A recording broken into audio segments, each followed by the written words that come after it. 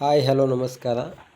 ನಾವಿವಾಗ ಧಾರವಾಡ ಕೃಷಿ ವಿಶ್ವವಿದ್ಯಾಲಯದಲ್ಲಿ ಹೈನುಗಾರಿಕೆಯ ಫಾರ್ಮಲ್ಲಿದ್ದೀವಿ. ಬನ್ನಿ ಇಲ್ಲಿಯ ದನದ ಕೊಟ್ಟಿಗೆ ಮತ್ತು ಅವುಗಳ ಆಹಾರಗಳ ನಿರ್ವಹಣೆ ಮತ್ತು ಯಾವ ಥರ ಅವುಗಳನ್ನು ಪಾಲನೆ ಪೋಷಣೆ ಮಾಡ್ತಾರೆ ಎಂಬುದನ್ನು ತಿಳ್ಕೊಂಬರೋಣ. ಬೆಳಗ್ಗೆ 4:30 ಗಂಟೆಯಿಂದ ಇಲ್ಲಿ ಒಂದು ಕೆಲಸ ಸ್ಟಾರ್ಟ್ ಆಗುತ್ತೆ.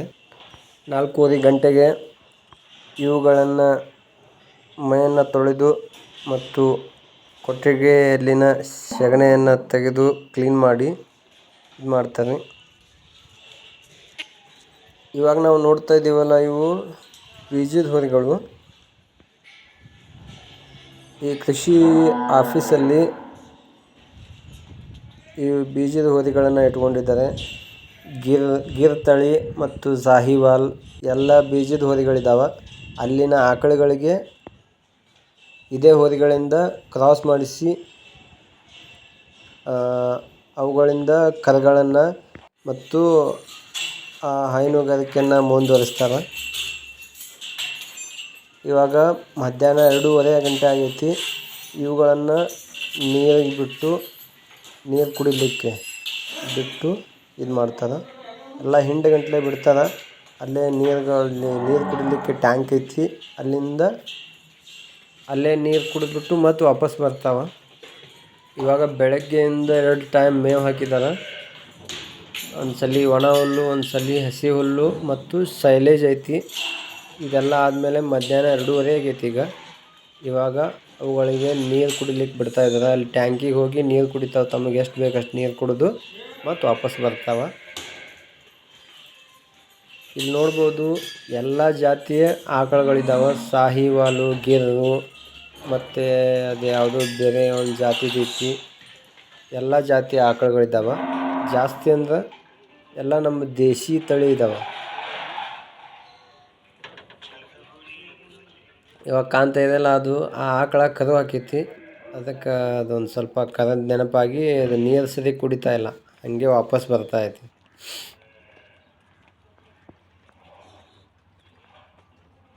ಇವಾಗ ನೀವು ಅಲ್ಲಿ ನೋಡ್ತಾ ಇದ್ದೀರಲ್ಲ, ಅದೇ ಟ್ಯಾಂಕು. ಅದನ್ನು ಫುಲ್ ತುಂಬಿಸಿ ಬಿಟ್ಬಿಡ್ತಾರೆ.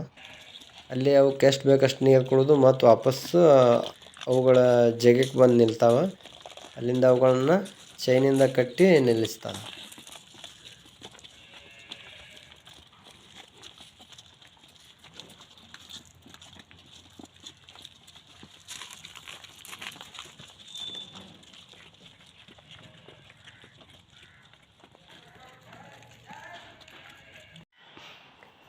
ಇದು ಎಮ್ಮೆಗಳ ಕಟ್ಟುವಂಥ ಒಂದು ಕೊಠಡಿ. ಆಕಳದ್ದೇ ಸಪ್ರೇಟು, ಎಮ್ಮೆಗಳದ್ದೇ ಸಪ್ರೇಟ್ ಮಾಡಿದ್ದಾರೆ. ಎಲ್ಲ ಮುರ್ರಾ, ಗುಜರಾತಿ ಇವುಗಳಿಗೆ ಇವಾಗ ಮೇವು ಹಾಕಿ ಎಲ್ಲ ಮುಗಿದೈತಿ. ಜಾತಿ ಎಮ್ಮೆಗಳಿದಾವೆ. ಇನ್ನು ನೀರು ಕುಡಿಸ್ಲಿಕ್ಕೆ ಹೋಗ್ಬೇಕಷ್ಟೇ.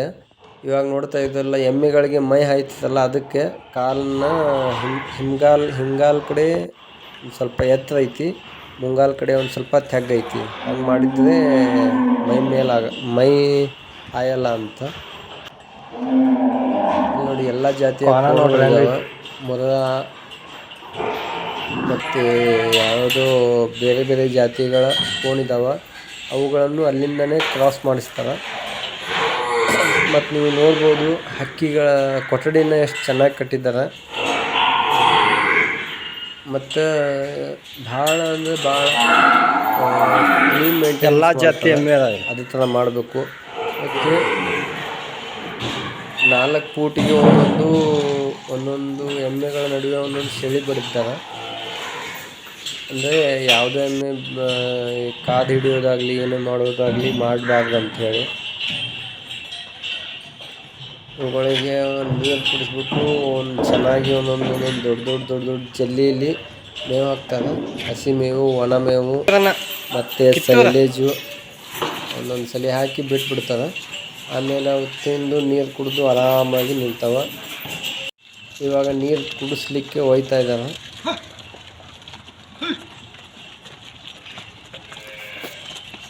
ನೀವು ಇಲ್ಲಿ ಕೃಷಿ ಆಫೀಸಲ್ಲಿ ಬಂದರೆ ಹೈನುಗಾರಿಕೆ ಕೋಳಿ ಸಾಕಾಣಿಕೆ ಎಲ್ಲ ಥರದ ಮಾಹಿತಿ ಕೊಡ್ತಾರೆ.